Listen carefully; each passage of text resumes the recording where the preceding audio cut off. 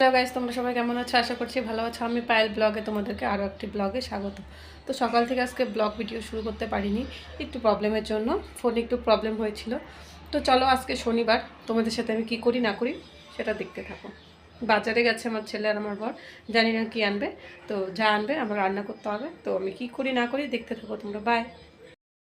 থেকে মাংস নিয়ে এসেছে, তো আজকে তোমাদের সাথে আমি মাংসর রেসিপিটা শেয়ার করব, দেখতে থাকো।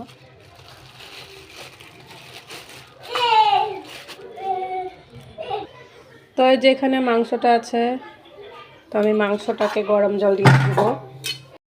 দেখো, গোটা গোটা আলু মাংসের জন্য আমি ভেজে নিচ্ছি।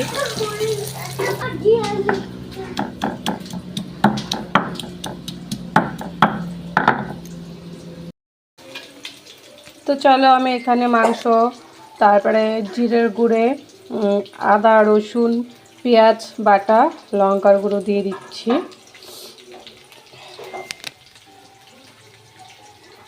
একটু ঝালই করবো, যাই হোক মাংসটা। তারপরে এখানে হালকা একটু গরম মশলা দিয়ে দিলাম।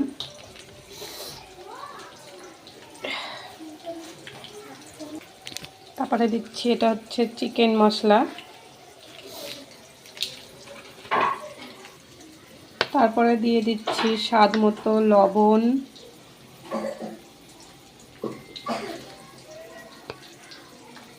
আমি এখন কমই দিলাম, পরেটা দেখব, একটু চেখে দেখতে হবে কেমন লবণ হয়েছে কিনা। তারপরে যেটা ইম্পর্টেন্ট সেটা হচ্ছে হলুদ। তেলটা আমি আগেই দিয়েছি, তেলটা কড়াইতেও দেওয়া আছে, তো এখন আর তেল দিব না।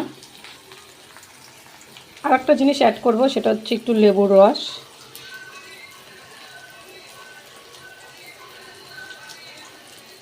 দেখতে থাকো। তো এই যে এখানে আমি পেঁয়াজ, গোটা জিরে আর তেজপাতা দিয়ে বসিয়েছি। এখানে মাংসটা আমি হাতে কষিয়ে তারপরে কড়াইতে দিব। প্রথমে আগে মাংসটাকে ভালো করে কষাই।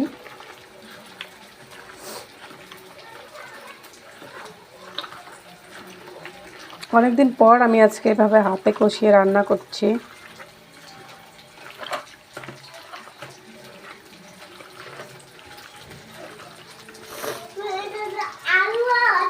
হ্যাঁ, ব্যাগটা নিবা না? হ্যাঁ,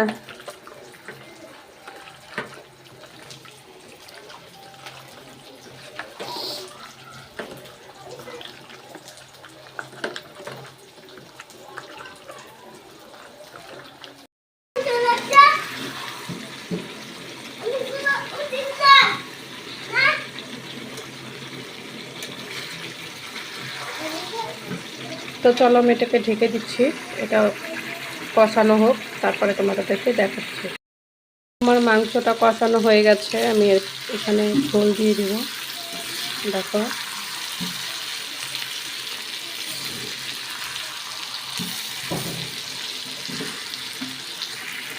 তো চলো, মাংস রান্না কমপ্লিট।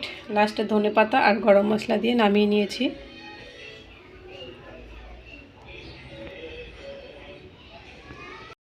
লাস্টে ধনেপাতা আর গরম মশলা দিয়ে তরকারি। এ পর্যন্ত যদি ভালো লাগে like comment share and subscribe করে দিও। তো দেখা হচ্ছে নেক্সট ব্লগে। বাই।